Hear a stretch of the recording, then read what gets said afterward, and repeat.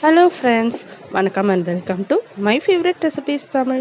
இன்றைக்கி ஒரு சூப்பரான ஸ்நாக்ஸ் ரெசிபி பார்க்கலாம். இதை நம்ம ஸ்நாக்ஸாகவும் சாப்பிடலாம், இல்லை சைடிஷாகவும் வச்சு சாப்பிடலாம். செம்ம டேஸ்ட்டாக இருக்கும்.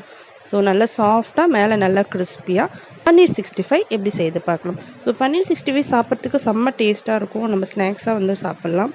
ஸோ எப்படி செய்து பார்க்கலாம். இது செய்கிறதுக்கு ஒரு 100 கிராம் அளவு பன்னீர் எடுத்துக்கோங்க. நல்லா ஃப்ரெஷ்ஷான பன்னீராக எடுத்துக்கோங்க. ஸோ இது நல்லா வந்து சின்ன சின்ன பீசஸாக கட் பண்ணி எடுத்துக்கலாம். கட் பண்ணிவிட்டு இதில் மசாலா சேர்த்து ஊற வச்சிடலாம். இதில் 1 டேபிள் ஸ்பூன் தனி மிளகாத்தூள் சேர்த்துக்கோங்க.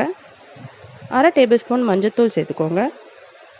1/2 table spoon garam masala, 1 table spoon கடலை மாவு, 1 டேபிள் ஸ்பூன் அரிசி மாவு,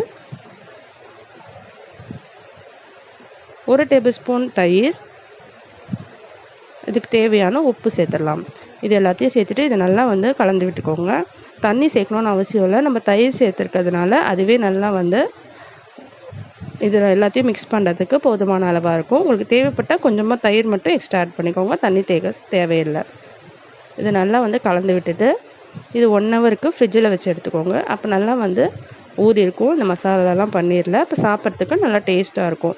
நம்ம ஃப்ரிட்ஜில் வச்சு எடுத்து பொரிக்கும் போது நல்லா கிறிஸ்பியாகவும் இருக்கும் மேலே.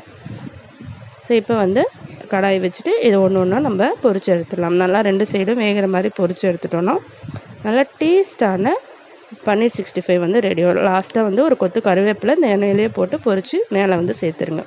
ஸோ அவ்வளோதாங்க. இதை நம்ம ஸ்நாக்ஸாகவும் சாப்பிட்லாம், குழந்தைங்களுக்குலாம் செஞ்சு கொடுக்கலாம், விரும்பி சாப்பிடுவாங்க. நம்ம சைடிஷாகவும் வச்சு சாப்பிட்லாம். சாம்பார் சாதத்துக்கு அதுக்கெலாம் வச்சு சாப்பிட்றதுக்கும் செம்ம டேஸ்ட்டாக இருக்கும். ஸோ இந்த பன்னீர் 65 நீங்களும் செஞ்சு பாருங்கள். செஞ்சு பார்த்துட்டு எப்படி இருந்ததுன்னு கமெண்ட் பண்ணுங்கள். இந்த வீடியோ உங்களுக்கு பிடிச்சிருந்தா நம்ம channel my favourite recipes Tamil subscribe பண்ணிக்கோங்க, லைக் பண்ணுங்கள், ஷேர் பண்ணுங்கள். தேங்க்யூ ஃபார் வாட்சிங்.